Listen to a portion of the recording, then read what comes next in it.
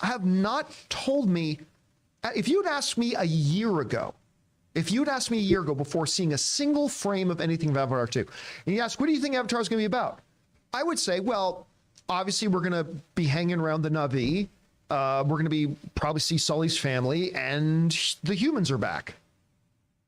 I could have told you that a year ago. We're 3 promo spots in, and I couldn't tell you a single thing more about it. And you can say whatever you want. That is going to turn some people off. There are going to be some people that were maybe on the fence about going to see it. They've watched the trailers and go, I don't know what this is about. This trailer didn't tell me why I should come see it.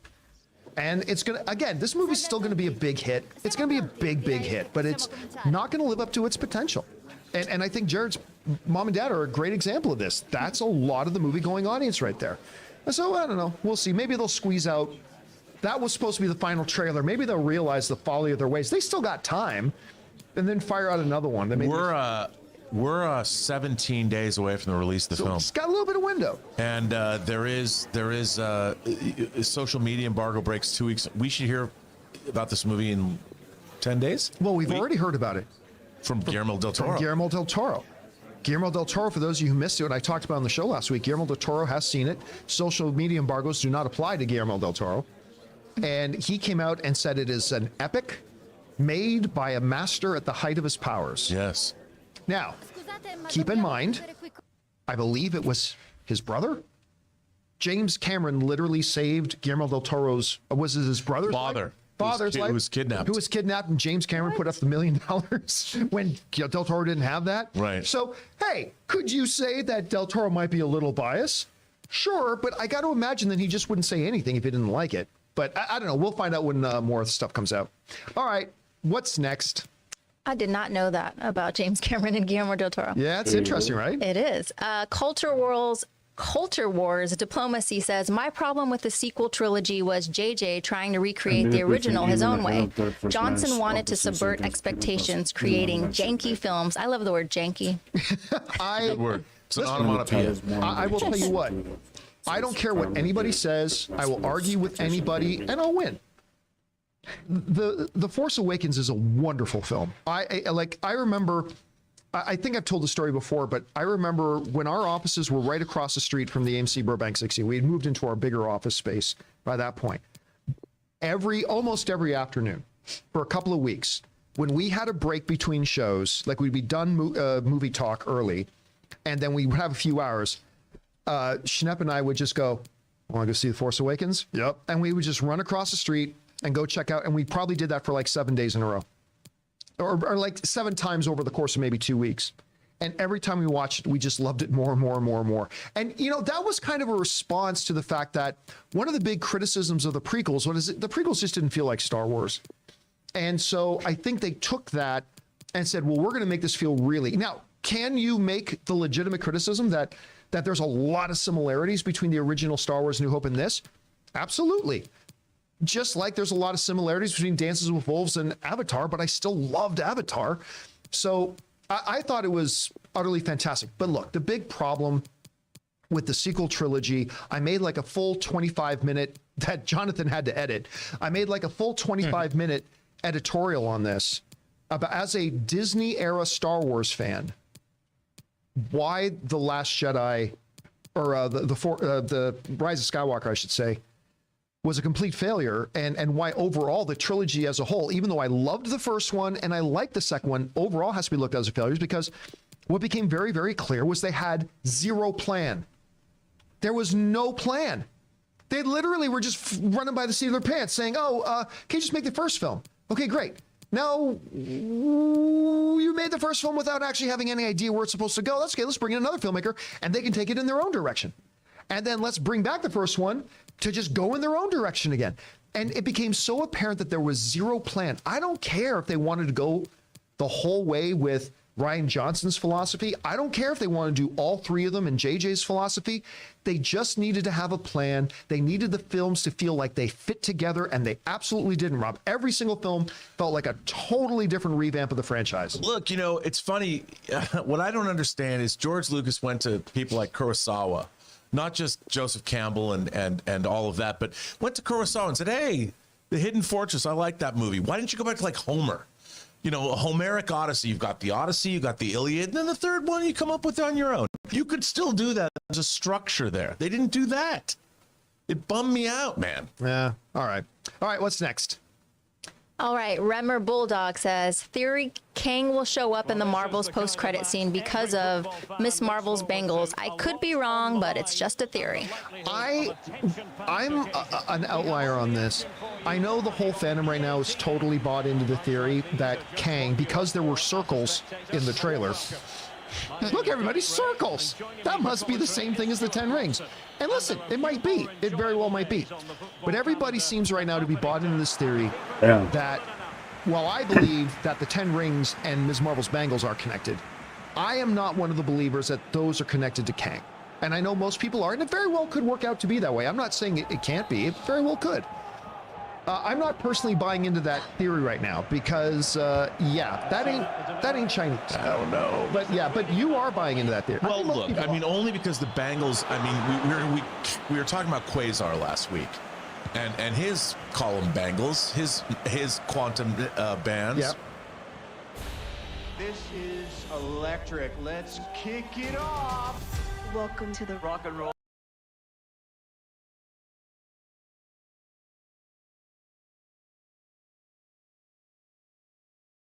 There we go, right there.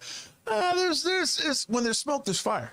I mean, I don't know how they're going to tie it in, but we are moving through the multiverse saga, and I think the quantum realm coming from the Marvel comics, there's a lot going on with that quantum realm, and it connects to Loki, it connects to all kinds of things.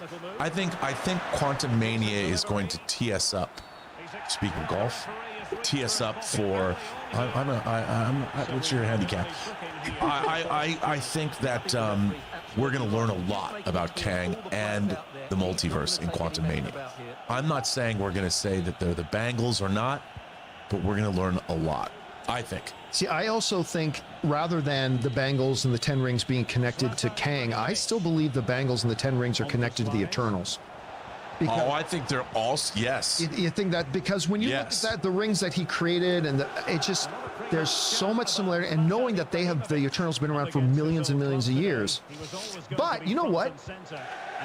I'm saying I don't think they're connected to Kang, right? But if I wanted to make an argument against my own position on this, what did Bruce and Wong and Captain Marvel say at the end of Shang-Chi? We don't know where this came from. And we have no idea where these signals are going. And we have nothing on record. Well, if they came from the quantum realm, that would explain that. So again, like, I don't believe they are connected there, but if I wanted to make an argument against myself, that's a pretty good argument against my position on that. So I don't know, we'll see. All right, what's next? All right, Jared Vester again says, I don't hear a lot of people talk about No Way Home almost hitting $2 billion. I'm sure they will have a couple of re-releases to hit it. Yeah, I don't know that people are rushing out to see a re-release of Spider-Man No Way Home, to be honest with you. I mean, they gave us the best possible re-release we could get with extra cool stuff in it. I mean, yeah, that was a little bit of a waste of me. Hey, listen, though, make no mistake, a lot of people talked about the success of Spider-Man No Way Home. Like a lot of people. I mean, it was a monster hit. I mean, if they were trying to eke it over the $2 billion mark, maybe, but I think that they were so surprised with how much it already made that I don't see that there's a real benefit. I don't think at the next Disney shareholders meeting they're like, look, this movie that almost made $2 billion actually made $2 billion. Yeah, it would actually need like another $94 million, and re-releases don't generally make that at all, and I don't think this one will. Well, who cares? That's just a figure number, right? That's just a symbolic number, the $2 billion. The fact that this film made $1.9 billion, literally one of the biggest successes in the history of Hollywood. And that's only one revenue stream. Yeah. I mean, how many digital downloads did it make? How many, it sold well in physical media. It made a lot more money than $2 billion, and it's going to continue to make money for a long time to come. All right, what's next? Amazing.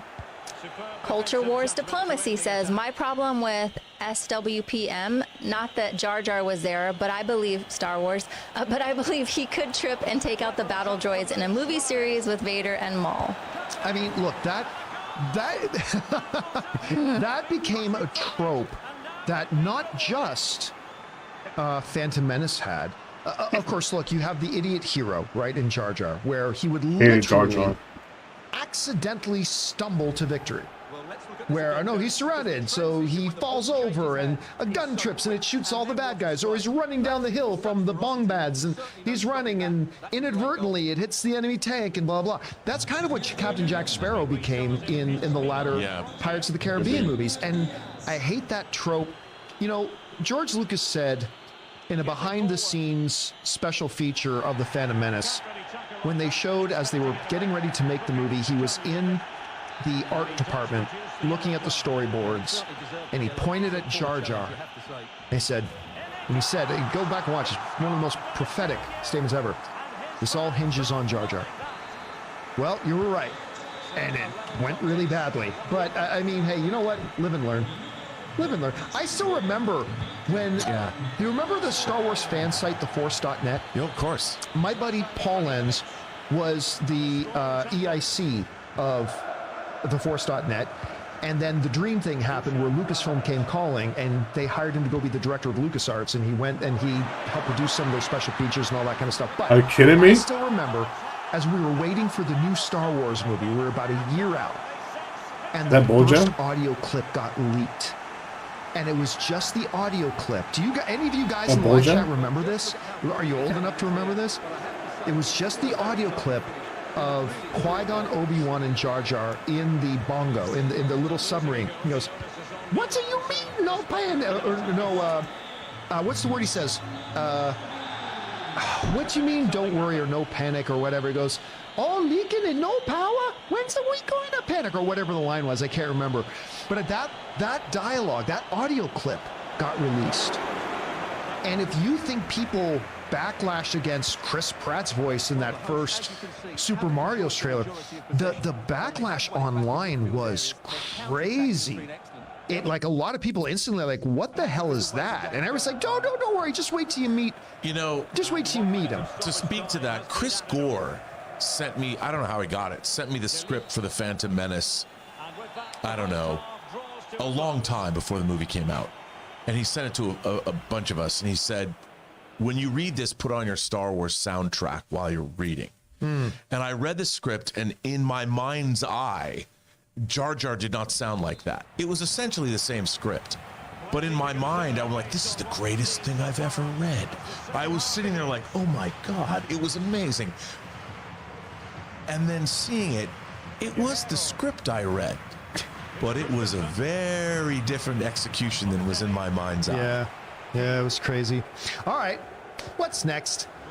All right, Glenn Mark says, "Hi, John. Did it feel like you were sending out your baby into the world when you published your book? I became a first-time published children's author this month, and it certainly did for me." Oh, I imagine. Yeah, listen. One of the most intimidating things, occupations in the world to me, is that of a stand-up comedian. So, like what Mark Ellis and Christian Harloff do, that's crazy because you're naked. You're getting up on a stage with just you, a microphone, and you're telling a joke, and you're trying to make people laugh, and you're exposed, right? Like, there's nothing that you will feel more immediately as a failure than doing something like that. Whenever you try to do anything creatively, the same thing happens. I guess to some extent, doing what we do for a living, there's a little bit of that too, right?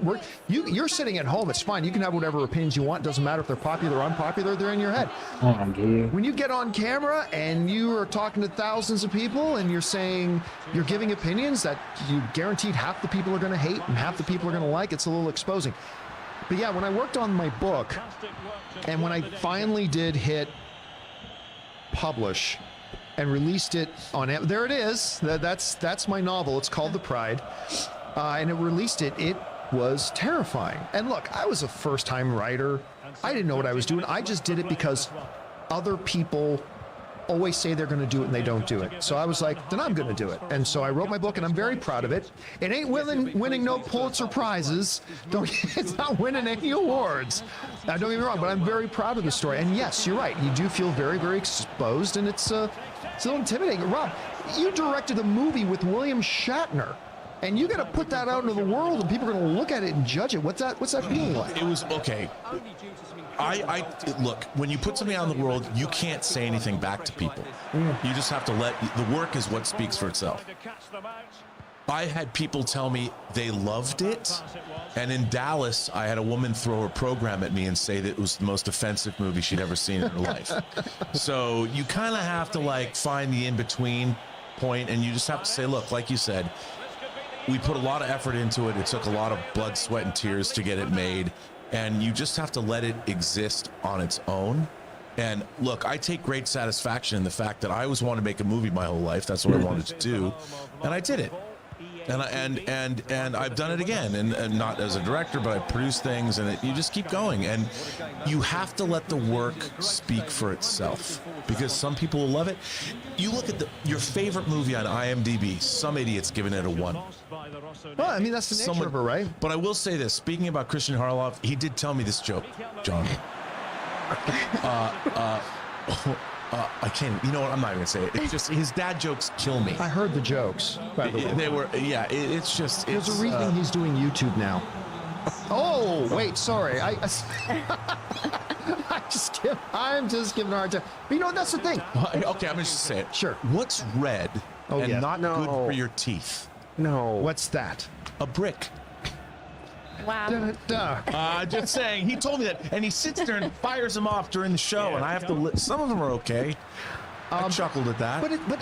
But the thing is, it's true with almost anything in life, right? Whatever you do, like there at some point you got to do your best. What the fuck, Buffon? Put it out there, and then just let the chips. Actually, you know what, Brooke?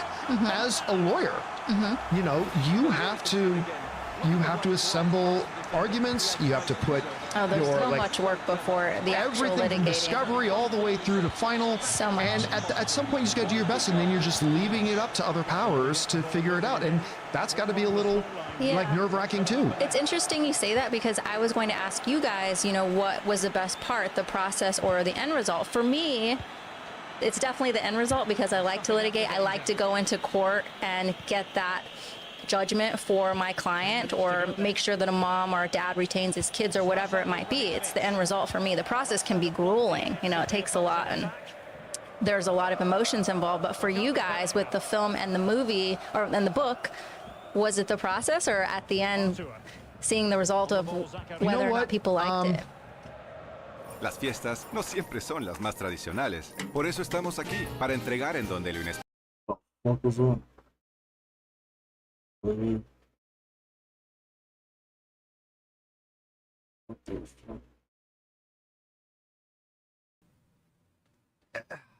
I'm going to say it's like great sex, because the process is wonderful and the results are great, but the results are very short-lived. And like, so you put out a book, and it's like, I had a lot of people raving to me, saying, I can't believe you wrote this book, and I read the book, and it was wonderful. Schnepp was one of the biggest supporters of me. He made me feel like $1 million. But then everybody's moved on to other things. Right? Yeah. It's like people who make these movies. You make these movies, you work for 3 years on this movie, you pour millions of dollars into it, hundreds, sometimes thousands of people involved, blah, blah, and then have it's big, or maybe like it's a YouTube movie, right, or a Netflix series. Then you get all this kind, and then it drops on Netflix, and everybody talks about it for 3 days.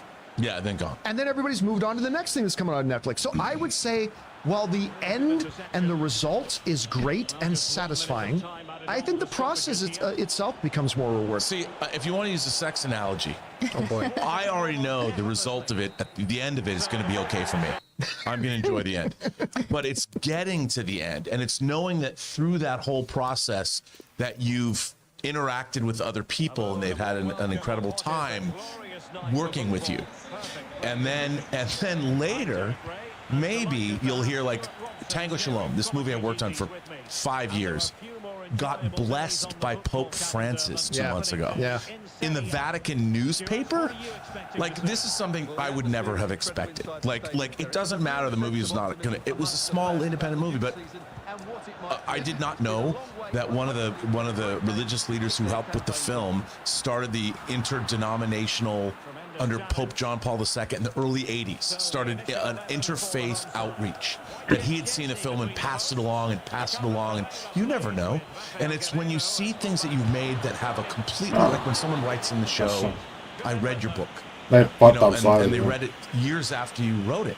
And you realize, because people responded, it's out of your mind. You're moved on to the next thing. And somebody will write you and go, I just read this. And you realize the stuff that you make has a ripple effect out into time. It goes into time. And you never know when someone's going to write you and go, maybe 20 years, maybe 30 years, maybe 40 years later, if one person said, you know what, I read your book and it put a smile on my face today. I was having a really bad day.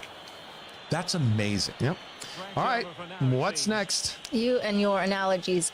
Hitchcock is the GOAT, says, I trust James Gunn, but I'm a little nervous. I'm not a gamer, and I don't watch animation. I'm a live-action guy, and I wish he was linking only TV and film. Again, what I think is people are misunderstanding what I think if James didn't tell me this directly, I'm just guessing here.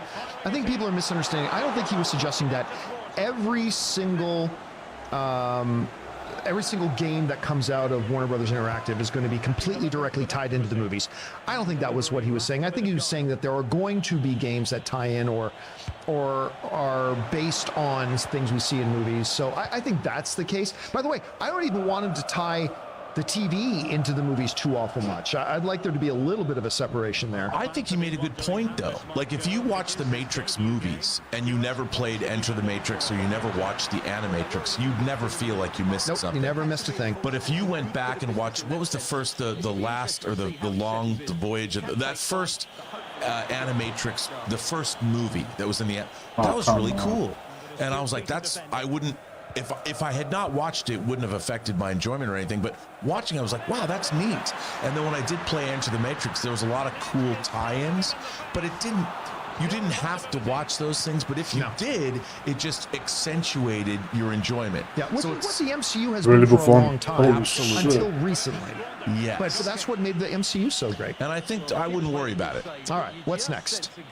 All right, John Redcorn says, do you think we'll get a Deadpool Venom crossover? Nope, no chance. Zero. If they're going to cross Deadpool over with anything, it's going to be the bigger. And Venom is obviously very successful, but they're going to cross him over with the bigger MCU things. And Venom's not even in the MCU. I got a question. Yeah. Secret Wars. Do you think they'll bring over, since they've already done 2 Sony characters, do you think they'll bring over more people from the Spider-Verse to come into only in Secret Wars? So Venom, maybe Kraven, I doubt they'll do Morbius. Right, but maybe but any of them, other than the Spiderman. I'm gonna guess no, but ask me again in a couple of weeks. Okay. I might change my mind on that. That's an interesting theory. All right, what's next? Aiden Foley says, second Super Mario Brothers movie trailer just dropped and I really liked it. Animation is gorgeous, and to me, Pratt sounds so much better here as Mario. Again, I had no issues with the way he sounded as Mario. Now, I am a little bit curious, is he going to try everyone like Kevin Costner in Robin Hood, Prince of Thieves, where the accent comes and goes? Like, maybe. Yeah. But I personally had no issues with it, and I agree with you. I think visually it looked perfect. It looked exactly the way it should look visually, and so let's see where they go with it. All right, what's next? Speaking of visually perfect things, do you want to mention MeUndies? This is the moment, baby. The drag queens are coming. I am doing drag for the first time. This has been different than any other.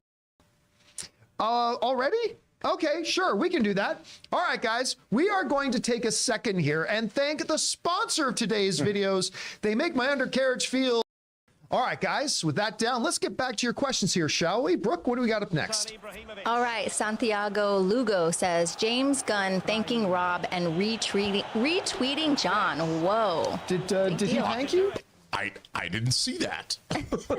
Somebody had sent me that James Gunn had retweeted, because I had hopped, after I watched the holiday special, I got on and I wrote, I didn't believe in this, but man, this is not my favorite.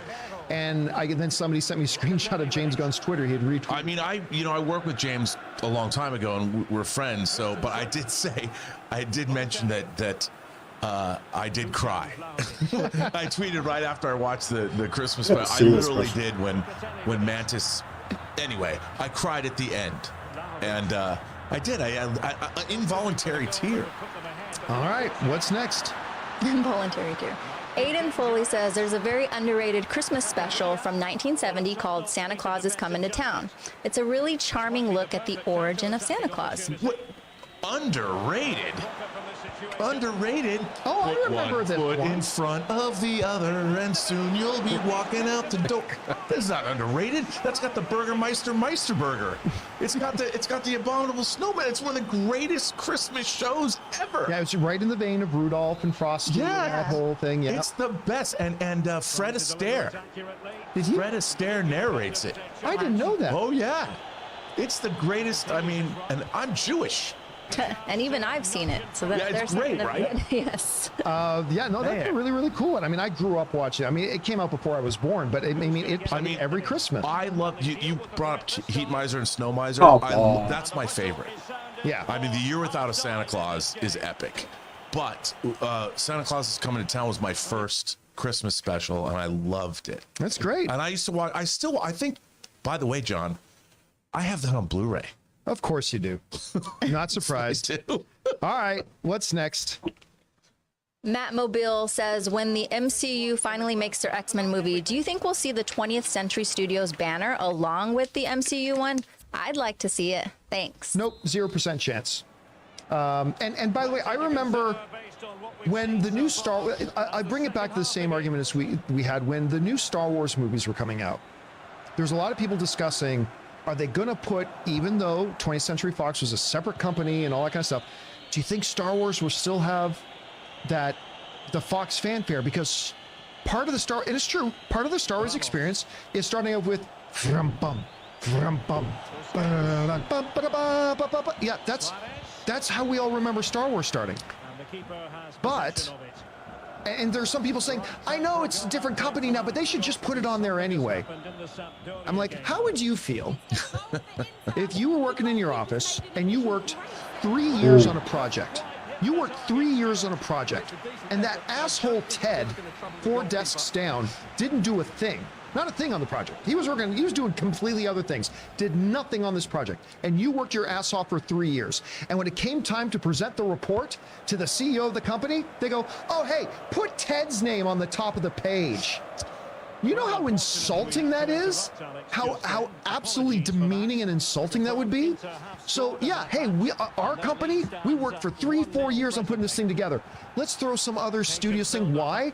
Because people like the drum solo at the beginning. I mean, it's not the only movie it's in front of. I mean, any 20th Century Fox movie. Well, and it wasn't even just a Star Wars, so no, I don't think they're going to do that for X-Men, and they shouldn't. I think that they'll do it for Deadpool, though, and it'll be 20th Century Studios because it's R-rated. But it's not being a 20th Century Studios project. Yeah, I know. I mean, it might just be Marvel, but the thing about Lucasfilm is they purchased Lucasfilm before they purchased 20th Century. Yes. So it was not. But they still function as independent companies. No, of course. But when the thing is, Deadpool came with 20th Century Studios, and Lucasfilm was a separate entity. So I think they could get away. Like Lucasfilm is Lucasfilm, right? But 20th Century, and which is still work on Deadpool. No. So they shouldn't get that. But they changed 20th Century Fox to 20th Century Studios. Right, but 20th Century Studio has nothing to do with it either. Well, they might release it under 20th Century Studios because as a distribution entity. I don't think they're going to do that. I mean, if they did, then that would make sense. Yeah, that would totally make sense. I don't think they're going to do that. That's what I mean. Whereas Lucasfilm was actually purchased by Disney. Lucasfilm. Everything they made, Indiana Jones, Willow, all that was theirs. Whereas 20th Century Fox produced the Deadpool movies. So they bought 20th Century Fox, changed it to 20th Century, because they're releasing movies as 20th Century Studios. Yes. And because of the R rating. Because Fox still kept its name for its news divisions and all that kind of stuff. But I don't think that they're going to, I only say that because it's R rated. Yeah, I think. The X-Men will not be. No, the X-Men won't be, definitely not. But Kevin Feige, said, we aren't doing anything R rated except for Deadpool. Right. That tells me they're still going to release it under their norm. But that is a possibility. If they do, that logo being there would make sense. It gives them an out. Yes. To say to irate parents, this is a 20th Century Studios movie. It's not. But they're clearly saying it's in the MCU. Yes. Yeah. Totally. All right. What's next? All right. Miguel Ceja. No, Santiago. Okay.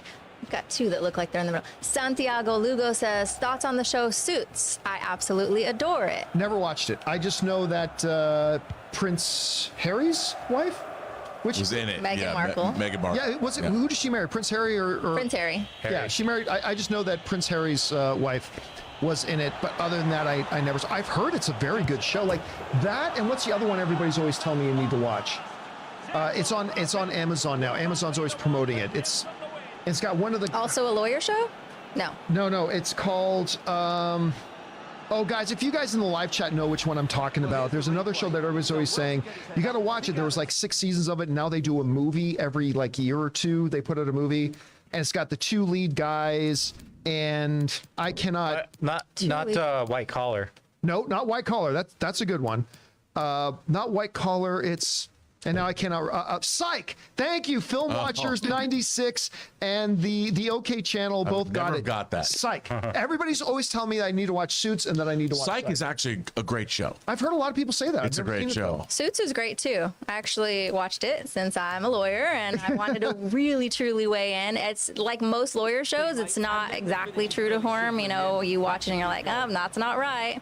But they're civil litigants and you start to, the characters are really well developed. The main character, like Harvey, they all have their own little shtick. It's, for me, was reminiscent a little bit of Entourage, right? In the sense, like you're in Ari Gold's, you know, you have those characters where they're just kind of like badasses, if I can say that word. And, you know, it makes Fucking me proud hell, to be a Brooke, lawyer. don't fucking swear on my show. Shit. No kids are here, by the way. Heck, guys. So I did enjoy it, but there was just, you know, they need a new legal advisor, I'd say, with their civil. Plus, also, they seem to take on like every single case. It's like, are you criminal lawyers? Are you civil lawyers? Like, Yeah, but it's for now TV. Exactly. You know what we really should have done? We should have had Brooke in here when we were talking about She-Hulk, when we were reviewing She-Hulk week by week, to actually have a lawyer on the show to talk us through this lawyer. Yeah, why didn't you invite me? I didn't even think about it, to be honest. I haven't totally seen should it. have. What type of lawyer is she? Oh, so you haven't watched She-Hulk yet? You know what? Maybe we should do a rewatch with Brooke. She and then represents have Brooke. superhero cases. What? So it's criminal? They're like committing crimes? Yeah, it's both civil lit and it's in some cases it's Okay, so it's exactly lawyer. like, you know. So they bring her in to be the head of a brand new division, like in LA's largest law firm. They bring her in to be the head of a brand new division, a superhuman division of their law thing, and now she's running that. So I would have been very interested to see your reaction to it. I love Okay. it. What is next? Okay, Miguel Ceja says, hopefully we get more DC non-superhero movies. Does anybody want to see that? When I'm talking wider general audience, does anybody want to see that? I'll tell you something. DC has a delightful character that I don't think anyone remembers, named Amazing Man. Like Amazing Man. I'm not familiar. Amazing Man. It's a very obscure character. Look up Amazing Man. Cute as a button. And if anybody is going to make amazing, James Gunn, we need to see an animated film, theatrically released animated Amazing Man movie. There is Amazing Man. Oh my gosh. And that's the cover of issue 1, isn't it? So cute. Isn't it Taylor? Isn't it Taylor? Answer. Amazing When Man was is that? great. I love it. And you know what? This is my 80. There you go. Oh, that's not issue 1. But that's, I might be, but Amazing Man is great. But he's technically a superhero, right? Yeah, I love his underwear. Not really. It's in that vein. Look at his little pants. I want to see Amazing Man movie. Are those MeUndies? Yeah, no, brought to you by MeUndies. All right, what's next? He does have an M on. He does have an M on top.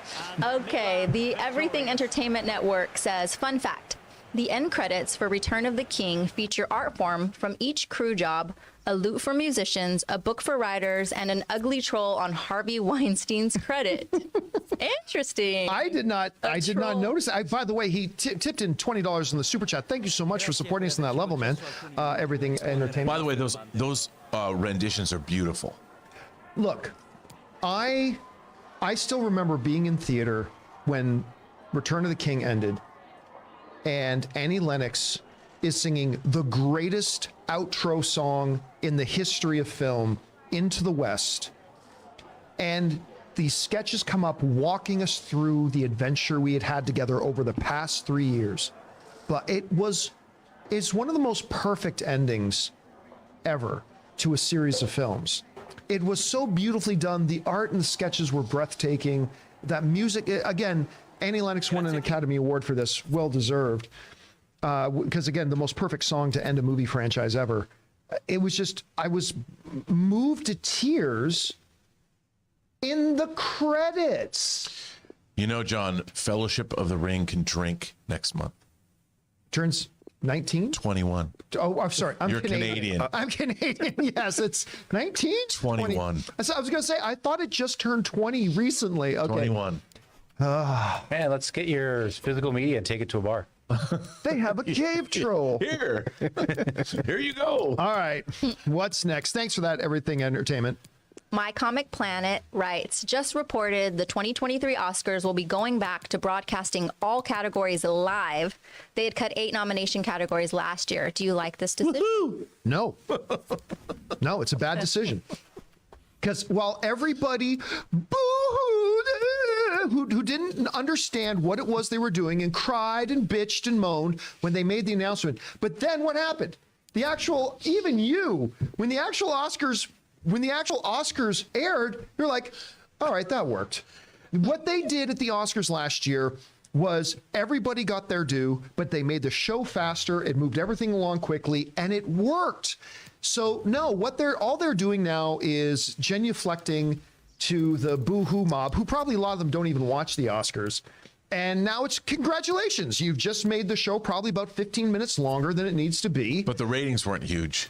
But the ratings haven't been huge for a year. Not to mention last year was still a year that they were kind of struggling with the whole I think the pandemic ratings thing. are going to go up this year. Well, they have to. I mean, look, last year's Oscars were still celebrating a docket of movies that had still come out in the tail end of a pandemic era when not a lot of people had gone to the movie theaters. By the way, not a hell of it, because they haven't put out a lot of movies this year. Not a lot of people have gone to the movie theaters this year either. So I do expect the ratings to go up this year, but that'll be because we're now in a post-pandemic world a little bit. I expect they're going to get even. I think that the end of 2023, the 2023 Oscars, the ratings were up significantly. But no, I don't like this decision. I think it's a bad decision. And now people are going to complain that the show was too long. And yeah. I got one for you. Is Avatar going to get a, not knowing anything, is Avatar going to get a Best Picture nomination? Yes. I mean, so again, I've totally reserved the right to change my mind. Yeah, I do too. But judge me now. The last one got nominated. Yeah. So, hey, listen, never doubt Jimmy C. I don't doubt Jimmy C ever. Bring back the interpretive dance section. Oh, God, that's the other thing. There's so many. Look, man, Irene Cara better they better give her some kind of in memoriam. No, she gets a song. I want them. Somebody's got to sing Fame. I want to see Debbie Allen come out. I want to live forever. Hey, I don't think they're going to do that. I don't think they. Like, let's come on, man. She should be in the. You don't get it anymore. What a feeling! Flash dance that up. All right, take your passion, make it happen. What's next? Matt Mobile says, how likely do you think it is that Hulk will show up in Captain 4, considering that the leader will be a villain? Thanks. No, I think it's a pretty small chance. And I got to be honest with you, as much as I love Marvel and the MCU, I don't think there's anything in the MCU that disappoints me more than how they've treated the Hulk since Infinity War, really. And now there's 7 Hulks running around, and now Hulk's got Hulk Jr. and it's not even Hulk anymore. But I don't think they will. But you never know; it's possible. But I don't think they're going to go in that direction. I think it depends on the tone of the movie. I expect Captain America 4 will continue. I mean, the Captain America movies have been fairly serious-minded, and they deal with issues at their core, you know, usually. I think that Hulk probably won't show up, but I'm expecting a lot from Cap 4. Yeah, I think they've got a lot of like high standards to live up to. Yeah. All right, what's next? John Redcorn writes, saw reports that there is no deal for Cavill to return as Superman, nor is there a director-writer for MOS2.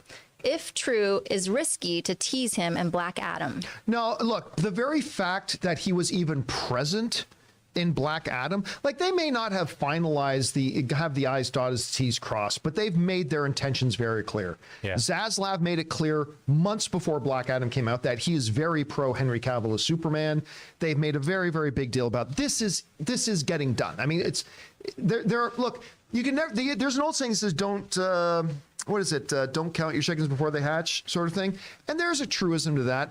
But this is clearly, well, we made, you know what it is? It's the same thing as the Hugh Jackman thing. They knew for years that they were going to do this. They knew for years, but they didn't actually sign the contract until a couple of weeks before they made the official announcement. Even though they 100% knew what they were doing it, they were just working out details, whatever, but they knew it was happening for a very, very, very long time. So with this case, it's the same thing. Henry is back as Superman. They may not have inked the deal yet, but that's just a matter of a technicality. It's coming. Yeah, there's too much coordination. Henry actually put out that tweet that acknowledged it. You wouldn't have Dwayne Johnson, tearing down the last administration so vocally if this administration wasn't going to do it either. Yep, absolutely. All right, what's next? Aiden Foley says, I'd love to JW? see... JW says, will Batfleck and Keaton share the screen in Flash? If you could have your own Walmart store That's making thousands of dollars a day, and you didn't even have to... I would love it. I'm guessing they don't.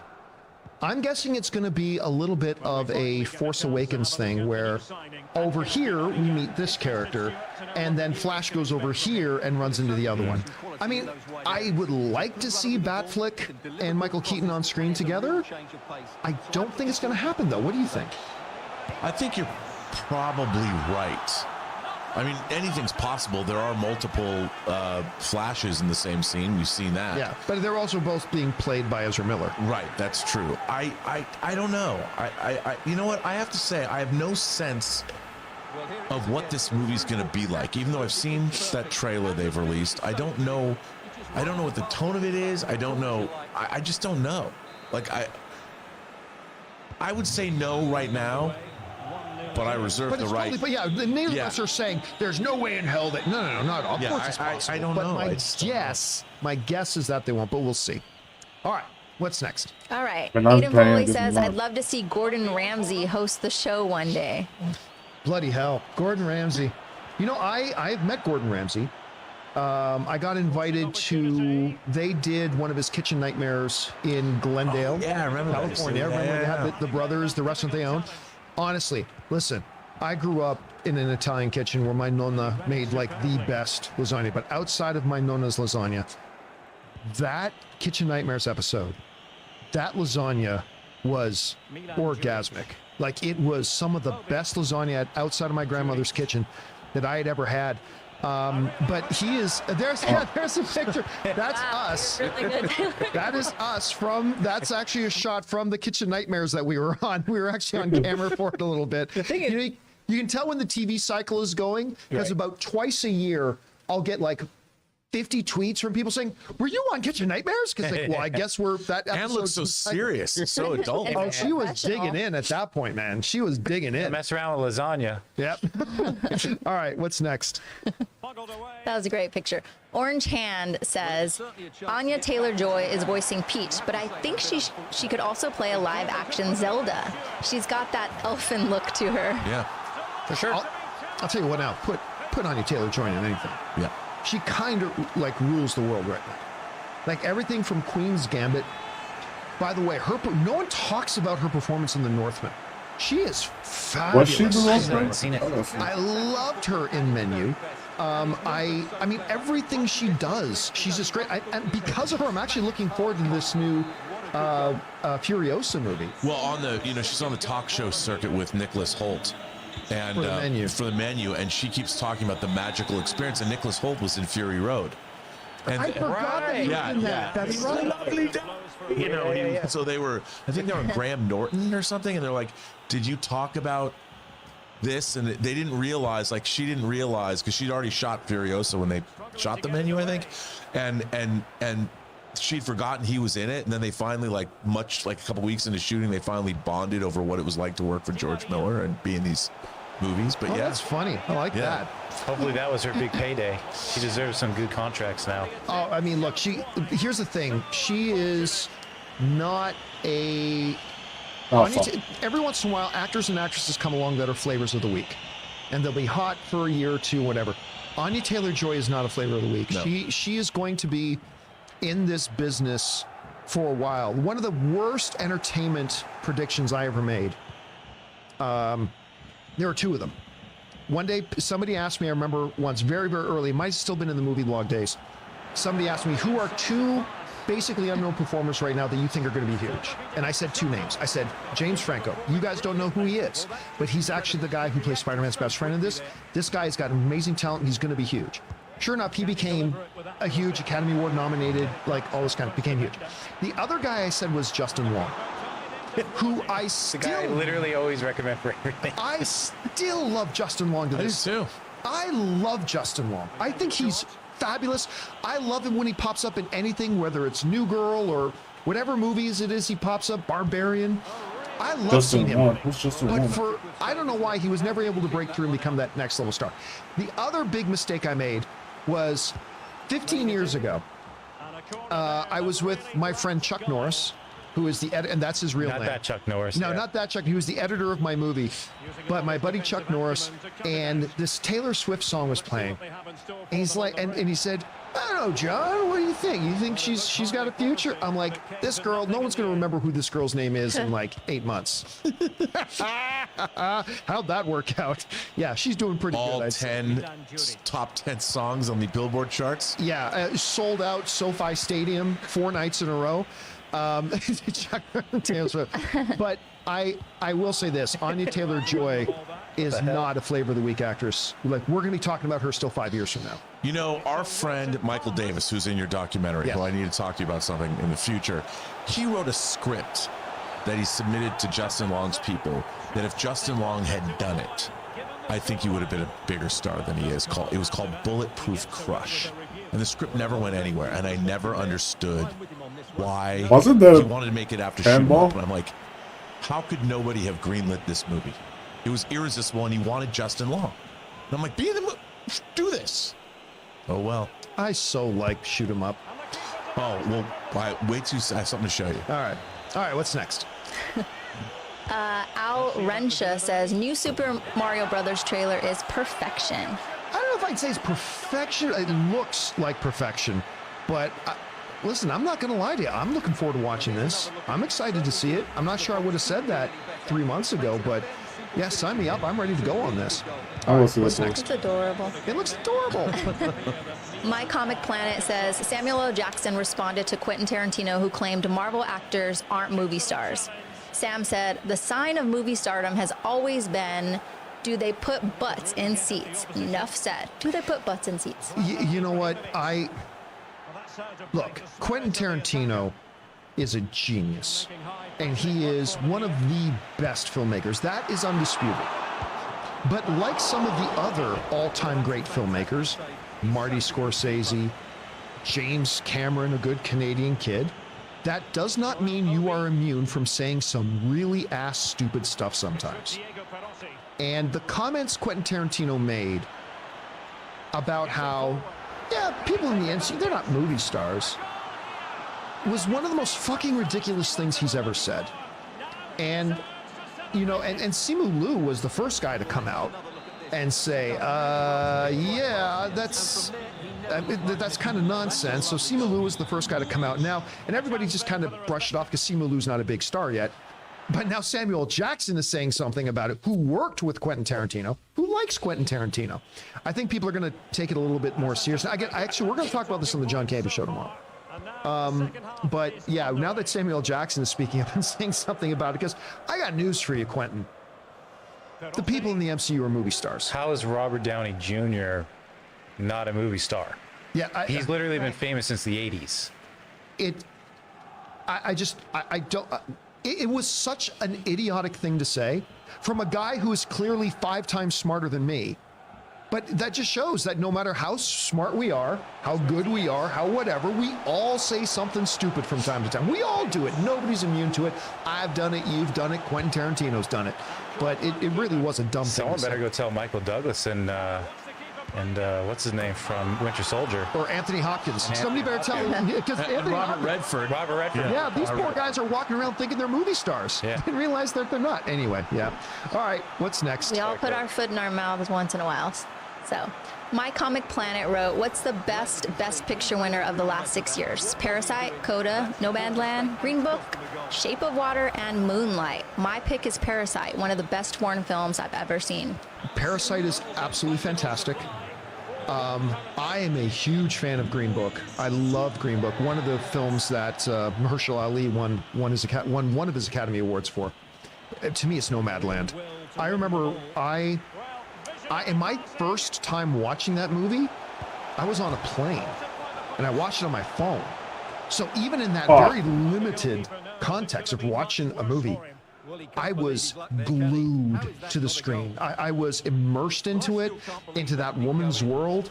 That movie is a movie that's made by the hand of a master storyteller. And that's part of the reason why I was so excited about Eternals. And I really like Eternals. Didn't end up being one of my favorite MCU movies, but I really like Eternals. But Nomadland is my favorite out. So what about you? I think I might agree with you because, you know, as a timeless film, Green Book is very populist. Sure. Obviously. Yeah. And the other films seem like, I thought Moonlight was a brilliant movie, but small in a way. You know, it's more of an intimate story. Whereas Nomadland it reminded me in a way of Terrence Malick's Badlands or something. It really there was just something within me it spoke to. I don't know if it was my soul. I don't want to say that necessarily, or I could, because that's what it did. It spoke to my intellect. It spoke to my soul. And like you, I was mesmerized by that movie.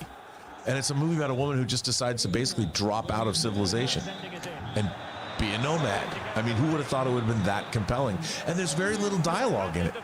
I mean, it casts a spell. I was swept away by that movie. And like, I love the part, we're not going to go into a full dissertation here on Nomadland, but like when she's offered a couple times in the movie options of having a regular home, whether it was David Strathairn or with her sister or family or whatever. And it's like, we watch in this movie the struggle of the life that she has chosen, and yet inexplicably she keeps being drawn back to that life of struggle. And I think that speaks to us on many different levels. Man, we may not be living van life, but I think that speaks to us on many different levels, that sometimes we are just compelled and pulled into things that other people may look at us and say, why are you doing that? And it's anyway, again, I said I wouldn't make this a whole dissertation on Nomadland. I love that movie. I think it's brilliant, so I give it that one. Well, look, man, I still want to live in a trailer by the beach like Mel Gibson in Lethal Weapon 2. That's not a bad life. It's a good dog. As long as you got good internet connection, I think. And the beach. All right, what's next? Hung Vu says, hot take. Iger's return won't affect the MCU. Still too many projects, and Kevin is still one man. Yes and no. On the yes part, guess what? He won't have a big impact on the MCU because he's only going to be there for the next 2 years, and he's going to go back to his happy retirement. And the next 2 years of the MCU are already well in motion. Where you might be a little bit wrong on that, though, is that now that he is back, he may call in Feige into his office and say, slow down. I'm not saying he's going to, but if there's anybody who can say that to Kevin Feige, it's Bob Iger. But as far as the content we're going to get, obviously not, because the next 2 years of movies are either already shot in post-production or getting ready to shoot, and they're already written and ready to go. So in a practical way, you're not going to see a lot of change. But long-term, there might be some influence there. All right, what's next? Terrence Fisher says, how do you maintain the balance of friendship and boss of your team? I don't. I mean, that's unfortunately the reality, because while I really like everybody that I work with very, very much, the fact of the matter is I'm running a company, I'm running a business, and my responsibility to everybody that works for me is to make sure that the business is working and to make sure that the company is working. And that will mean that sometime, like, that I might have to have a talk with somebody that works with me that I would not have that talk with as a friend, but I have to have a talk with as a boss. I mean, it's so, the reality is that while I'm in the CEO of Carson Drive Media kind of format, I'm first and foremost the guy running the company. And then hopefully at some point when I'm no longer running my company or, you know, if somebody's not working, like I'm stuck with Ray, he's family. So, yeah, there's that. But hopefully, you know, when that part is done, then we can just go back to being just regular friends. But, you know, I've got a responsibility to my family, to my company, to the other people that work for me, and unfortunately, it is primarily as a boss first. I see some other people try to run it like Michael Scott, that they want to be everybody's buddy and when they want to be everybody's best friend, but unfortunately, you cannot effectively run your company that way. So there's that. All right, good question though. Really good question. I feel like you do a really good job though of making sure that everything runs the way it's supposed to, but making everyone feel like there's never, at least since I've worked with you for a really long time, ever been any type of superiority type, even though you're technically our boss. You've always made, at least me, feel like a team member, which is really hard to do. I think we're on a similar level. It's just true. Like everybody, I mean, look, I recognize, look, I'm a cheap bastard. So I'm not going to have anybody here that I have to pay money to that I don't think fulfills a really important role. And anybody that comes in and works with me and fulfills an important role, you have my appreciation, you have my admiration, you have my respect, and let's go. I mean, I still have to play boss once in a while, but I mean, it's part of the reality of it. Well, the whip, the hot pokers, and the hot coals, too. Yeah, sometimes There's that. Sometimes there's the carrot, sometimes there's the stick. That's right. All right, what's next? Joshua McGregor says, "Hey John, I'm a simple man with a simple question. Did Harloff take his $50 back? LOL." You know what? For those of you who missed it, I can't remember. I think it was my Ask Me Anything stream. Harloff jumped in and did a $50 super chat, and I'm totally sure he simply forgot to ask me for the money back today. So yeah, Christian was in the studio today, did not ask me for the $50 back, but I'm convinced it's only because he forgot. All right, what's next? Just a Sub 32 says, "Curious about your thoughts." And My thoughts are deep and important. was I not supposed to read that one? I don't know. I'm gonna do that. I have deep Oh, thoughts. it's a part two. I'm all over. Oh, is that a part two? Yeah, but what was part one? I found part one. What was Just a part couple one? of it. Okay, here we go. We're figuring this out. Hey, John and Rob, this is just a sub 32. I know this happened 2 years, but I was curious about your thoughts when Joseph Gordon-Levitt said that the future of storytelling will be through video games. I'm curious about your thoughts. No, he's wrong. But listen, video games present a really interesting opportunity for some very interesting storytelling. Now, look, I know video game fans will want to say the stories in video games. No, they're not. There are a few exceptions. Red Dead Redemption, Uncharted, God of War, Last of Us.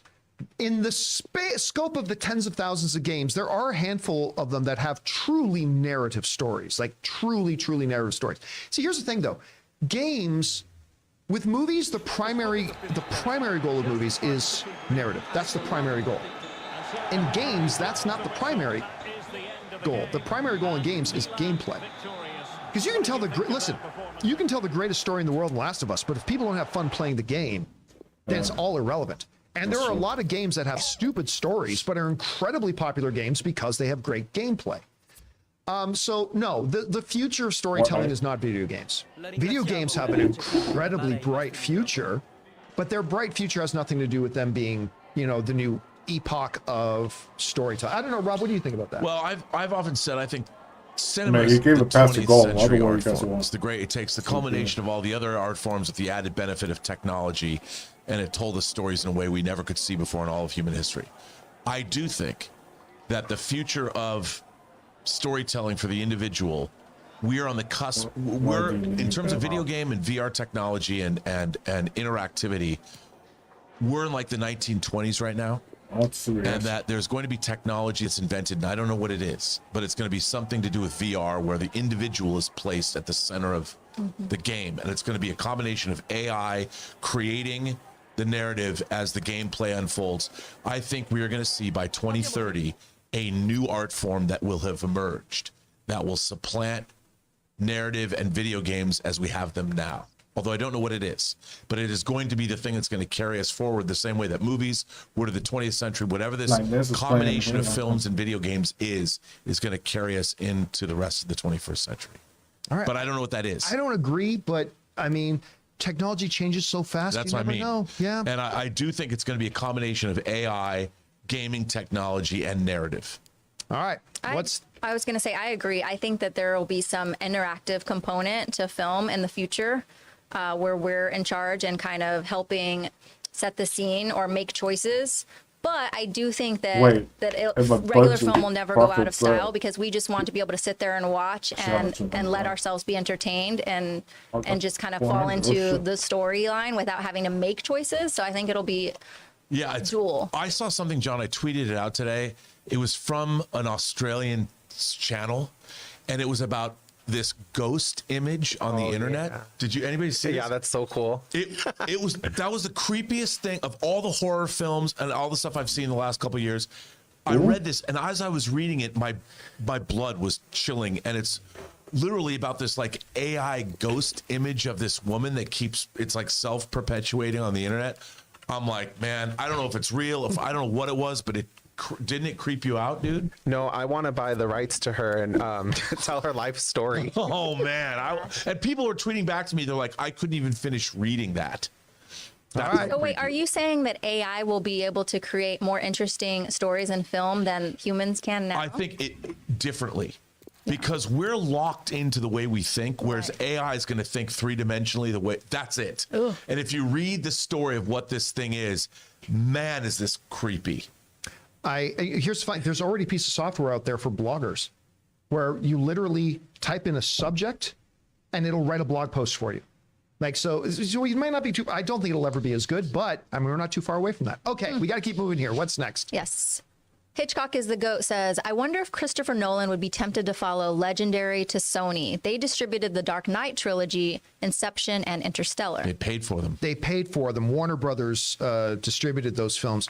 Where's he making Oppenheimer as? Universal? Yeah. Hey, listen, if he has a great experience at Universal, he's going to stick right where he is. But then again, that's the nice thing about being a director. You can go anywhere you want, but he tends to like to find a place he's comfortable at. And Sony did say they theatrical is their number one key thing, so that might be appealing to him too. I wouldn't be surprised if we hear that he's landed at Sony for an exclusive four-picture deal. Those exclusive deals are very rare. I know. But he's the one guy that could get them. But would he want to cage himself in like that? As long as he's guaranteed theatrical distribution. Maybe. All right, what's next? Tevin Camo says, trailer 2 for Mario has boosted my anticipation. And Tevin, that is the ultimate compliment you can give to a trailer. That's the ultimate job of the trailer. Boost your anticipation of something. It did its job, and I agree. I'm right there with you. I'm really excited about seeing it now. All right, what's next? Jonathan Schultz writes, I know it's not needed, but do you think Shia's character from Indy 4 will be referenced at all in Indy 5? Also, what's your take on Temple of Doom? It's my favorite of the franchise. Ooh, look, I don't understand people's pushback on Temple of Doom. I loved Temple of Doom, and in a way, it's closer to the serial roots of the Indy franchise than even Raiders is. I love Temple of Doom. It's mean-spirited. It's violent. It's a little more stripped down than Raiders is, but and there are cultural elements that are a little problematic, but I still love it. I think it's great. As for whether Mutt will be referenced, no one's ever asked this. I think he will. I think you can't say he's got a son and then suddenly not ever mention him again. Yeah, because I think he will. If he's not in the movie, we don't know. I haven't heard a word that he's in it, but he's got to be referenced. By the way, do you like Temple of Doom? I love Temple of Doom. I do too. I think it's my third favorite but I still love it. But it's got a great score too. The John Williams score is great. I never see Anne Gaga in any movie ever the way she does in Temple of Doom when Indy's under the hypnosis and comes out shirtless. Like, and Harrison Ford comes out too. Like, Anne is like, that is the sexiest any man has ever been. It's like at that. Well, look at that. He's got that smoldering look on his face, and he's glistening with sweat, and he's jacked. That's the most jacked Harrison Ford's ever been. Kali Ma. All right. What's next? How old is Harrison Ford in this movie? In this new one? Yeah. In the new one that's coming out? 79. Or the scene that you're saying that Anne gets in the all Temple hyped of Doom? He's got to be early 40s? Yeah, because it was shot in. There he is. There he is. Yeah, Anne gets a little weak when that scene happens in the thing. Can't blame her. That's a damn handsome man. Look at that. Look at the Ford man. He's like 80s hot, but I go for a buffer. Okay. What's next? Fangblaze71 says, has Ray seen the menu? I think he might actually like the real cooking and recipe parts like he does with the Bobby Burger show. I'll never be able to get Ray to watch that movie, I don't think. Even though I think he would get a lot of, especially the cooking stuff. I think he would love that, but I don't know if I'll ever be able to get him to watch that movie, to be honest with you. All right, what's next? Harv's K says, saw that the director's cut of Kingdom of Heaven is on Prime. If there's one director's cut that should be considered definitive, it's this one. It turns a bad movie into one of R. Scott's very best. I totally agree. It baffles me that Kingdom of Heaven, they cut, it's kind of like Once Upon a Time in America. They cut like an hour out of it. And it's a totally different movie. And it's really interesting. I mean, I think our viewer is absolutely correct. And I don't know why they did that. Like, who decided to do that?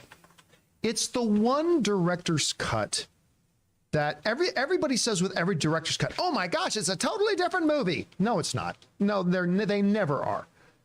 That one is the closest to actually saying this is like a completely different movie experience. It is. And it's the one that I would give that credit to. That's the one I would. All right, what's next? My Comic Planet writes, it was 5 years ago today that the first Avengers Infinity War trailer premiered. Wow. I remember waiting for that scene at the end with them running with Hulk to appear in the movie, but never did. Cool scene, wasn't it? What's that? Cool scene, wasn't it? Yeah, that was, of course, featured. We talked about that scene particularly in our documentary movie Trailers, A Love Story. There it is. I mean, it was one of the first true full misdirects. And there we see Rocket's arm there in the shot. It was one of the first true misdirects that the Marvel Cinematic Universe did. And now every time a trailer comes out, that part was a misdirect. It's like everybody thinks every scene in every trailer now is a misdirect, but that was one of the big ones, showing Hulk in there. And yeah, man, I still remember where I was. I still remember where I was when that first trailer dropped and everybody got so excited. It was, whoo, that was, I mean, look at that scene. Cap leading everybody. He's right over there. The reason that scene doesn't exist is because he's on your desk. Oh yeah, over here. Here we go. Oh, you can't see me. He's out of shot. You can't see Cap. Anyway, trust us, he's there. All right, what's next? Just like in the movie. My Comic Planet says, I watched the Will Smith interview with Trevor Noah. He seemed very sincere to me, but only time will tell if the vast majority feel the same way. I have no doubt Will Smith is sincere. I have no doubt the moment the Oscars were done, he completely regretted his actions. Look, I am one of the, I know there's everybody thinks like, whatever, that was no big deal what he did. And there's others who are like, burn Will Smith. I am firmly in the middle of that. I'm like, yeah, what he did was stupid. He needed to be held accountable. But guess what?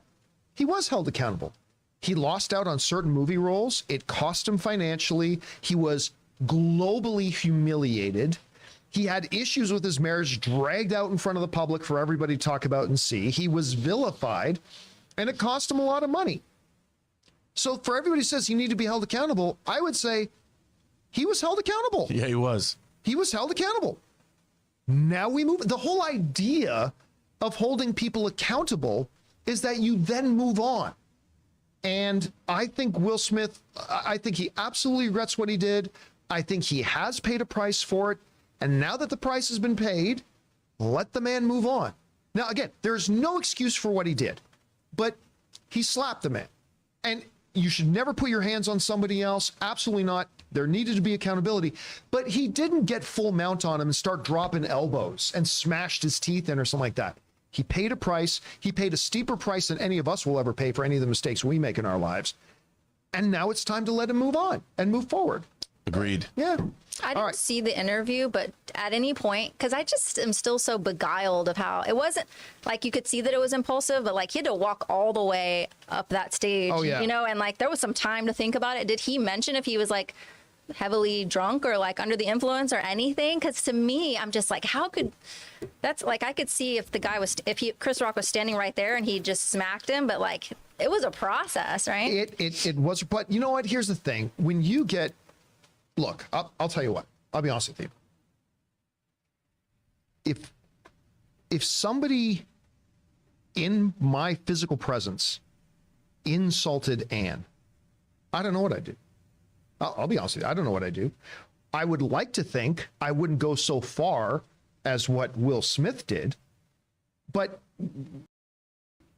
look, as human beings, when you are burning, you get kind of tunnel vision. You're not thinking straight from it. Again, I'm not making excuses. But John, if it were a comedian making a joke, which is his job, on stage, and it's a show, like, I feel like if someone made a joke about Anne, I think you would get the joke, and unless Anne was really distraught. Unless you were like at a restaurant and they were like, and look at this person here. She's, it's like, that's different. Yeah, that's I mean, like, but I would probably talk to them afterwards. Yeah.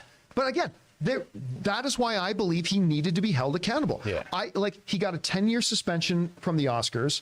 I personally feel his suspension didn't go far enough. I don't think he should have just been suspended from coming to the Oscars. I think he should have been suspended from being eligible for the Oscars, but whatever. But again, he paid a heavy price. And if you don't think the global humiliation that he has been subject to for the past 8 months was a real high price to pay, then you've never felt the type of humiliation that he would be subject to. And by the way, for the rest of his life. Yeah, this is never going to go on the away. internet to be, and I'll never going to go away. He said something really the memes and everything, yeah. But he also said that this was something that was building in him for a long time. Yeah. And look, I don't want to excuse anybody, but human beings, there are times when we're all emotional creatures, and if we don't deal with what we live in, a civilization where we see it every day.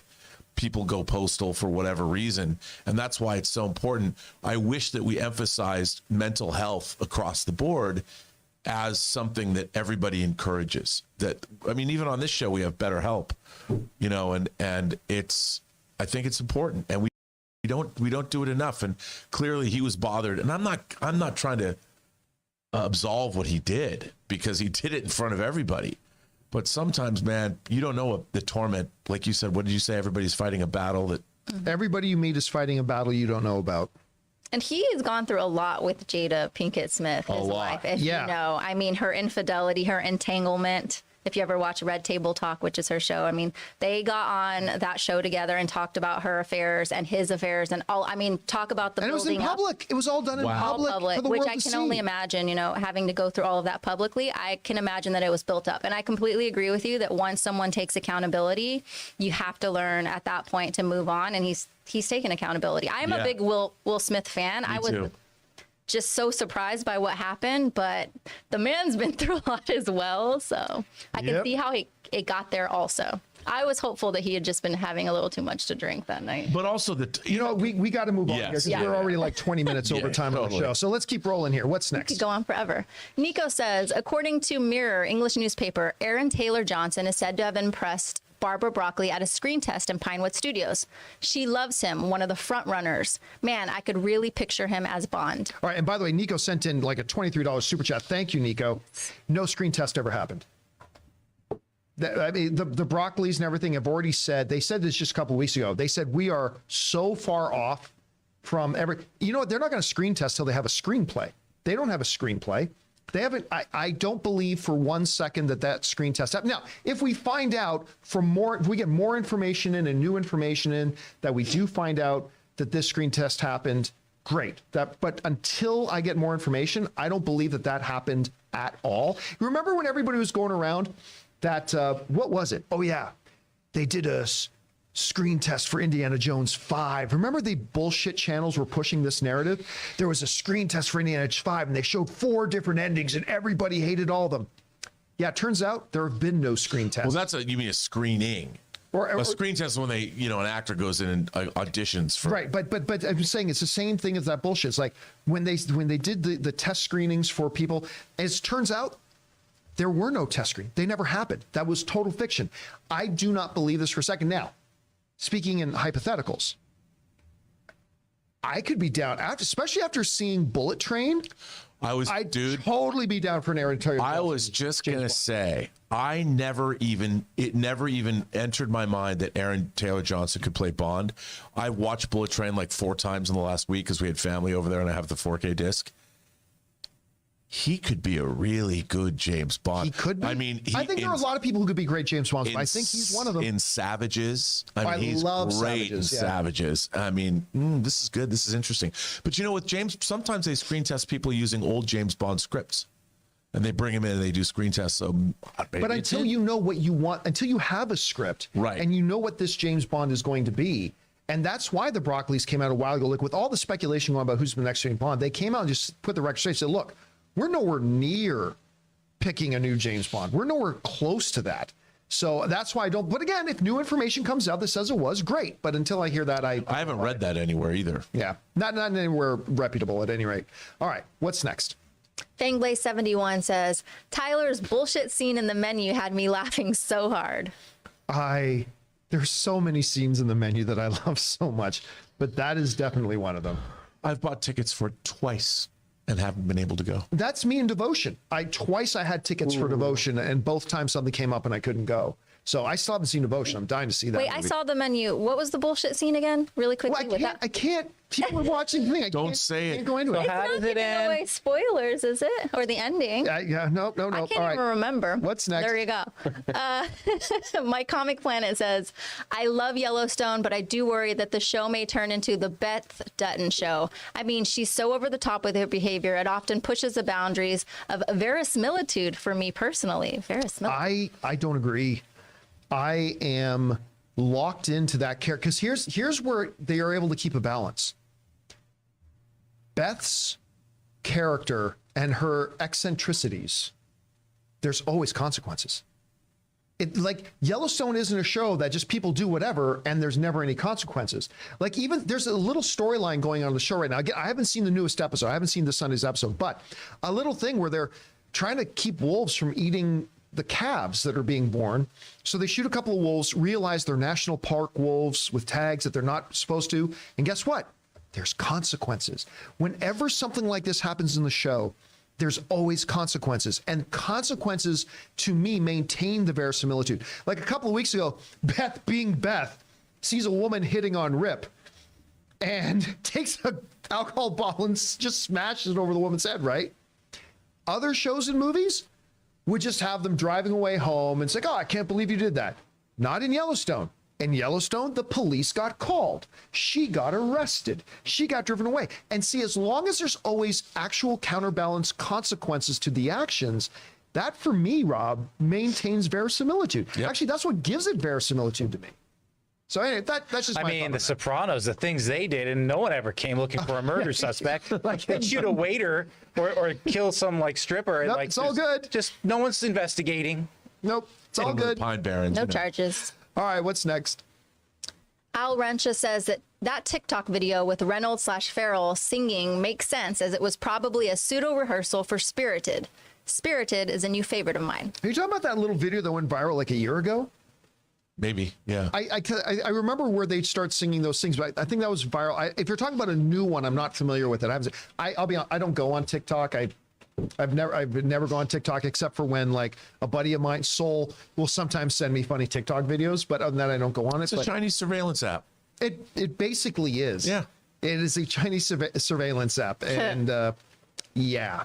Anyway, like that meme says, you watch them like adults when they show up on Instagram. Yeah, TikTok videos. There you go. All right, what's next? Culture Wars Diplomacy says, with TV ratings, should network TV be more free on like nudity and language in USA? No, because here's the thing: nudity and language is not what makes a show good or what makes a show popular or anything like that. Like, is there a visceral nature to that? Yes. Do I get a kick when I'm watching, the old Game of Thrones things and there's massive orgy scenes going on? Sure, but it's not what made the show great. Right. I think the episodes or the seasons later where they just kind of got away from that. They were better. Yeah. I mean, so I really don't think that's I don't think that's the defining factor of it. And there's no way public broadcast will ever allow that to happen. No. Nor should they, to be honest with you. We're a little immature. There's a place for that if we want that. And it shouldn't be on the public airways. All right. Pornhub. And that's me who's totally into the filthy. I love the filthy. But yeah, you're one keystroke away from whatever you want. That's true. Anything you want is out there. So just go watch it there. Anyway. All right, what's next? Anthony C. says, you'd think jokes of Rocket being a raccoon would get tiring and repetitive, but that moment in the holiday special gave me the biggest laugh. But when's the last time we heard him being a raccoon joke? How many years has it been since we heard that joke? And that's what Kevin Bacon would say. It's exactly what he would say.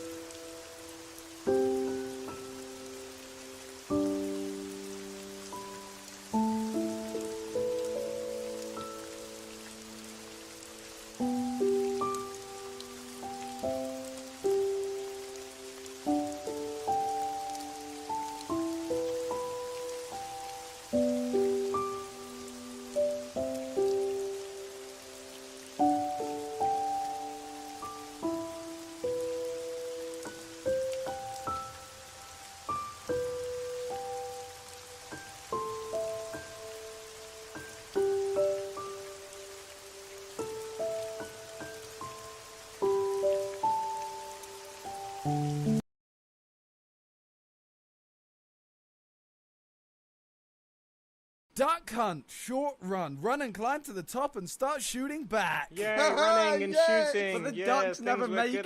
The ducks always die. Ooh. I'm on a team of 2. Simon and the 2 retards. I can work with that. It's the name of our Wait, film. why are you joining? Ethnic's got to like diverse, man. Wait, Simon, we're the minority. Oh shit. Should we be scared? The reckoning is nigh! Me and Josh. They've infiltrated both sides. Or have we? Because we're the minority. I don't know. Why have I got Jerry can? I don't want a Jerry Got can. fucking Jeremy. Go, get snipers! Get them, go. Get running. Let's get running. What? Get running. Wait, what? Let's get running, Where the Toby, fuck? please. Where are they? Oh, okay, this is the ledge. This is the Go, ledge here. go. Where are they? Don't let them find out where we are. Just go. Alright, that'll be in Hang on. I spotted them! Found them. Wait. Josh. Wait. Josh is about to die! One of them just jumped. Why are they sliding off the edge? I don't know. You guys have to go up over the cars. Okay. Okay, they've just gone the wrong way. So, is their punishment death? No. Josh, Oh my god, they just cheated it. They cheated it. There's health kits there. There's health kits there. They're allowed to go that way. Okay, they're about to Wait, be on the third level. Oh, for fuck's sake. Well, they're about to be on the third level, guys. Do not cross. I've crossed it. So tough. Oh shit! Got one hit. Whoa! Yeah, Was that a pistol or a sniper? Sniper. I was like, took that too. Oh shit! My legs. Josh is dead. Josh is dead. Simon, the savage. I can't deal with the pressure. I can't deal with the Come pressure. on, Toby. I'm about to Come kill on, Toby, Toby. please. No, you're Boom! not. Oh! It's done! JJ, the black on black JJ hitting the violence must scope, you stop. know. What happened? That's right, bitch. Alright, Simon and the retards, let's go. Let's do this. I'm in the Yes, retards. let's do this. Team 10 years. Is it always going to That's be 11 years soon. No, it'll be 11. I was going to say, is it always just going to 10 be 10 sounds years? sick, Hey, Josh. Go.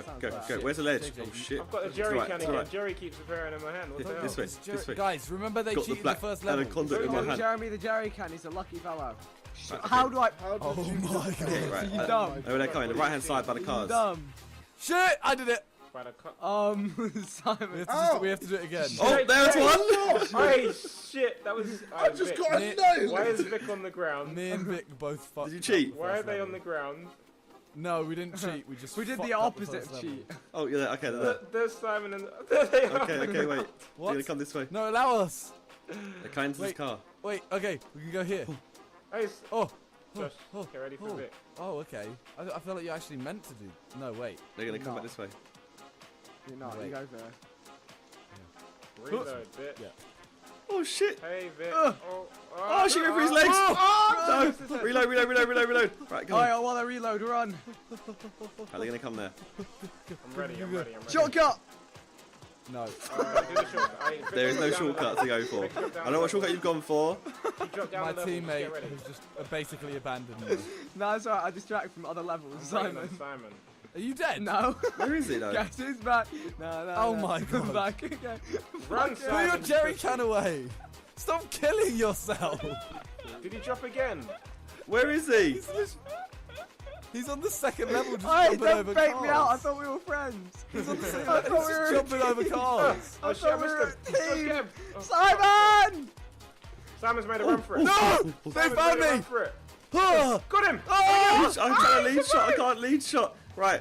We need to get him. We need to get Simon. Fuck. That all the bullet's things. right, isn't it? Oh, I missed him. I missed him. Oh my god. Simon, so I'm close basically to death. dead. I'm basically Same. dead. So am I. Is there any They're health? lying to us. They Simon, have health we packs need everywhere. to jump from where I am. Where to is the health Vic? packs. Hey, No, I I'm just so saw dead. Simon on the helipad. Simon. No, you don't understand how close to death I am. There we go. Right. Alright, I don't know how far it Oh, he is just from he the just next made the one. jump, Josh. He Okay, just made okay. the I need to fucking reload. jump. What jump? Me. Where That's are you, me. Vic? That's me just making mad maneuvers. I don't know where they are. Oh, hey. They're here. so- Over on there. There they are. Vic's in the tree. Yes. Ah! Yes. Oh! I The got plays. all the We both had the tiniest amount of health. Alright, Josh, I got a black eye from last time. Wait, what? So do I I. have a cut underneath my eye, actually. Well, I have 2 black eyes, but you know, I was born that way. You're a panda. Oh my days. What? I get it though. You get it? You're black. What? Oh. Birthmarks, man. Oh, you're racist. I thought it was a panda. JJ, were you trying to take all of them? How quick can we end this? No, not very. Not very. Yesterday. Not very. I've literally stolen all the guns. Fucking knew that. Wow. What? He Oh, always I takes a always gun. shot. Bad racism. Hey, Simon, chill. Chill, Okay, yeah? Be no, chill, you be know what? I'm chill. gonna kill Toby right No, now. no, chill cams, chill cams, chill cams. Boom! Ah! Go back! No! Done. Come I on! told you, bro. I remember this. I'm No dead. jollof for No, you. no, no, no. Oh, I missed his foot. I've got one hit. He's about to We're a die. man down. What? This is not good. This is not good. How are you dead? Wait, I'm Vic, about how to the end hell Josh. did you die? This is the team. This is to the team. JJ, where are you? What? You just what? How the hell did you Josh just do just that, glitched Josh? massively. Why? You just fully glitched. No, I went down the Yeah, right hand like- side. You just glitched so much. No, I'm One better minute than you, you're there, man. the Just next allow minute it. You were gone, mate. No. You're better than me. Yeah. Okay. Where the hell are you? Why are you taking so long? Well, I'm going out the tree by the trees, man. Shut up. Run! Run! Oh! Run! Oh, he's quick. Flee, Go, Josh! go. Right, Please. JJ. Oh, Um, JJ. How did you do that? Okay. I What don't know. happened? I'm not sure I'm supposed to get away, but I did. First level. Where the hell are Where you? do I go? Is that up there? Across the thing, Josh. Why is the ladder here? Behind you. Oh no, he isn't. Oh, Where okay, the hell this, is he? okay, makes sense, makes sense, that makes sense. Wait, you're not up there, are you? Oh shit, that's bad, that's bad, that's bad.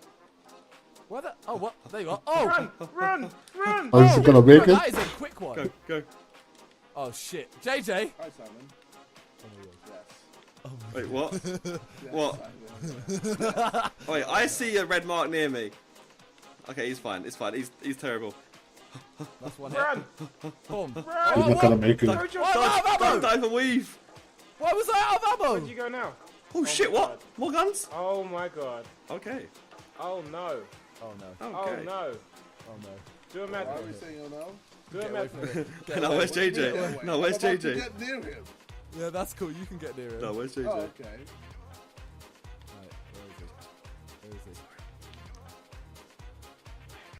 he? Meet Litter Robot, the self-cleaning automatic litter box. Oh.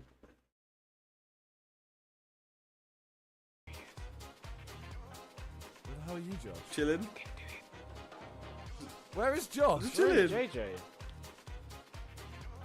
Why No, has this needs to turned end. into a serious This game? needs to end. Because JJ's This close. needs to end. Oh my god. He's coming down the ladder. See you. Josh, hit the tanks. Hit the tanks. JJ, you're fucked. No, I'm not. I'm so stuck. Just shoot the fucking tanks, Josh. Behind you, Joseph! JJ.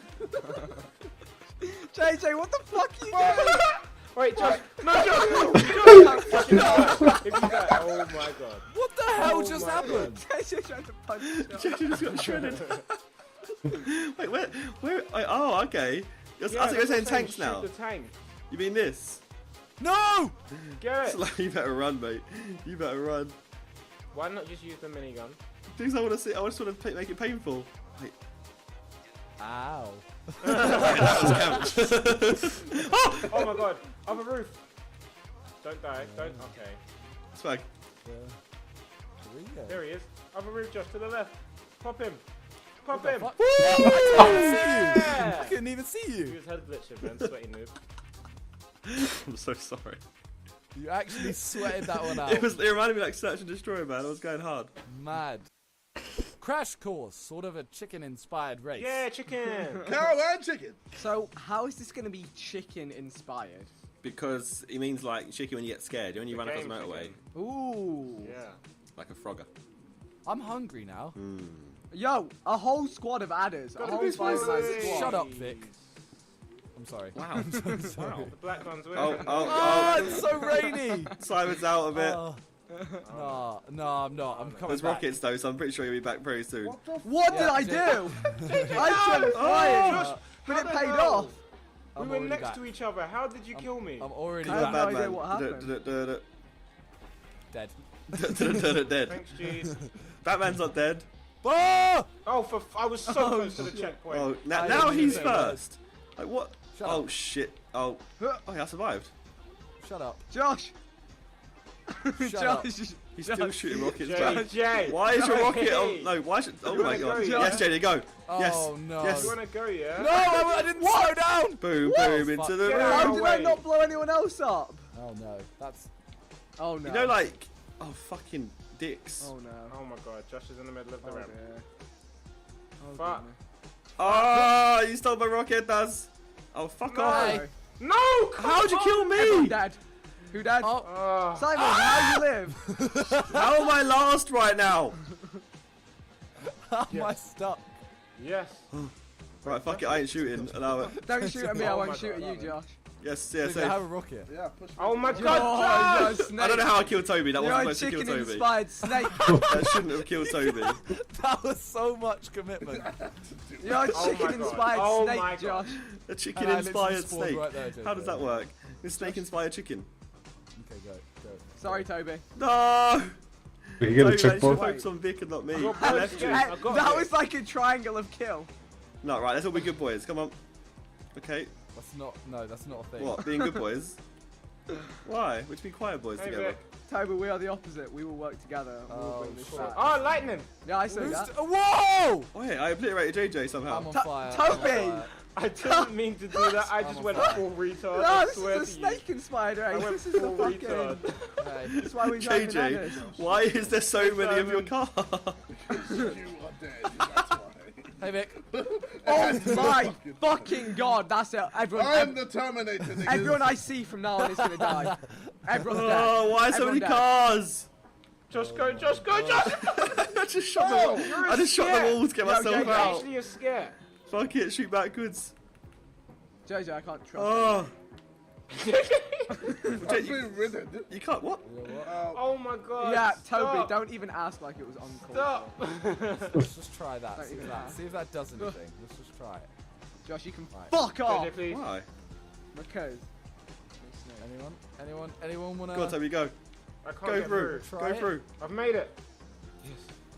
Bye, Josh. Oh, for Vic. fuck's sake! I don't like these cheeky races. Why was I still shooting We always get backwards? stuck. That's karma, Vic. Oh no, There is no, no I see the karma. Terminator. I am the protector. Fucking Terminator over there. Oh, for fuck's sake. Oh, JJ, there's a huge fucking pile up in front of you. I Vic, can't do we're anything. even. No, we're not fucking even. Alright, don't say that. No one's. Yes. I am so far. No, you ahead, just see though. how many fucking cars Oh there my are. god. For Oh, JJ. JJ, what the fuck? JJ, what have you done? JJ, what? Vic, you've ruined even more. JJ, Alright, I'm at the finish, What? lads. Yeah, No, I've gone JJ. outside. JJ, oh shit. Holy. Josh, go, escape, Yes. escape. No more rockets, please. Fucking no go. More. Vic, No you more are going fucking to rockets, die. please. No, no, no. Why? JJ, How are you killing me? Ah! Hey, how is Simon killing me? Where's Simon? Oh, proximity mines, bitches! Oh, for No! fuck's sake. No, Simon! Simon, get savage. Oh, Simon, Get why? me out of my car. Wait, can you not get out? Okay. Why is my guy retarded? Oh my god, JJ, you're a spat. No! Go, go, go. Simon! Oh my god, Simon, really? You put them everywhere?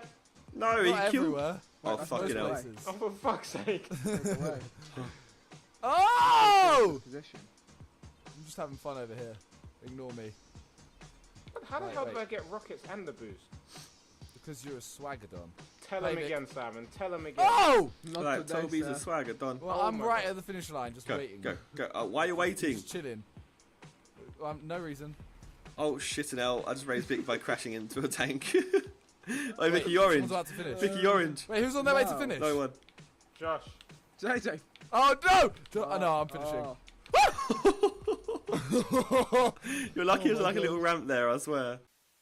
LTS snipers v bikes. The shooters try to take out all of the drivers before any of them reaches the platform with RPG and buzzard. Alright, so let's do this, lads. Wait, okay, let's so we're snipers. This. Yeah. Let's do this. Go, We are bike man. You get inside. Why do I care so much what people think about me? I think I'm gay. Josh, Yeah. don't take Oh, all Yeah, the go on, snow. you're pushing me. Oh god. JJ's like the Wait. It's such a little scrub. Where do we Wait, go? Jade is riding someone. Oh, no, leave it. Follow the arrows. No. My inners. Please. Follow Your the inners. arrows. Hey, Vic. Shortcut. Wait, Shortcut. shortcut. It says shoot their tires. Wait. What the hell? You focus on some. Wait. No. Simon, Oh, no. I can No, only see please. Vic right now. Okay, Josh. they're both on left hand side. This is confusing as fuck. This is actually crazy. Please. Oh! This. I'm about JJ, to die, why are you Simon. with me? JJ, why are you with me? Get him. Wait, I want to get To be JJ. fair, he's like a meat shield. Wait, just stick JJ's head out over something. Oh What no. are you doing? Oh, they all fell. Just Don't shoot them. Don't kill me! Don't kill me! Please! JJ. JJ, go! JJ! Go! Oh shit! Please go for Vic. Where is Allow Vic? me! Allow me this tires. moment. I'm trying to do a million points. Where's Vic? Oh, Vic's up there. Go. Run. Wait, up where? Upstairs, Run, right where am I upstairs. Look. going? Oh mate, that's fresh. Hey, Vic's really far. Go Vic. Be free. What? I'm in a bus. This is not good. Go Vic. How many shit, buses? Vic's Oh, right this there. is terrible. This is. Go Oh on, god, Vic. move. Are you kidding? That you- Did that just happen? Get him. Did that get just him. happen? Simon! Simon! I can't hit him. Oh, Vic's down, Vic's down. No! Hit Vic. Glitching all over the place. Look at him. Simon! What just happened? Vic's a little glitch. I can't hit him. Vic, I had to do it. Glitched all over the place. Right, Vic, this is the terrifying I bit. know, I was just halfway through and saw I fell on buses. you. I saw buses. No. No, please! Allow me, go for Vic! can't.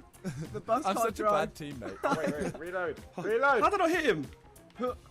You have hit me once. Wait, he's gonna go over this bit. I can see him. Go. Shit. Go, bike. Okay, duck. How's he getting away? He's so Oh fast. shit! He's here. He's basically here. He's made it. He's actually made it. Wait, what? Hey! Vic! They're basically here. Wait, they're gonna get buzzed. Wait. Vic, I'm going for the helicopter. Alright. Right. Uh, Vic, are you coming in or? Toby. Do you want to They're go? right there, man. Toby. Are you coming in or are you going Yeah, I'll together? get in, I'll get in. We'll do You're coming a in? squad mission here. Pop him out. Pop him out the We'll do a shopper, squad man. I'm not mission. sure I can. You can do it. Josh, I Vic. believe Alright, in your, side in your RPG shooting ability. XIX. I think we're fucked. Remember, I think I'm we're on the fucked. right. We are more Remember than which side We're I'm actually on. fucked. Remember which side I'm on. I have an idea. We're actually fucked. Right, I have an idea. Right, this is my idea. Right, What's this like? I don't like the idea. I can't. just because of which side you are, Vic. Yeah. We're attacking from this side. Shit. Da. Vic, are you ready? No. This is war, Vic. I'm hyped. I'm ready. Josh. I have I don't know how pride. to get them. I can't snipe. I can't snipe. Oh, someone. One of them hit me. Shoot them, Vic. No! Oh my God. Here's the chain reaction. Wait. No. We already won. It was cool. Yeah, we're It's cool. wedge, Simon. That We'll one just is ride it out. difficult. Jesus. They were so rapid. And Vic kept glitching. I couldn't hit him. La felicidad está aquí. Presentamos la What the fuck up? Wait, what's the second? Are you kidding me?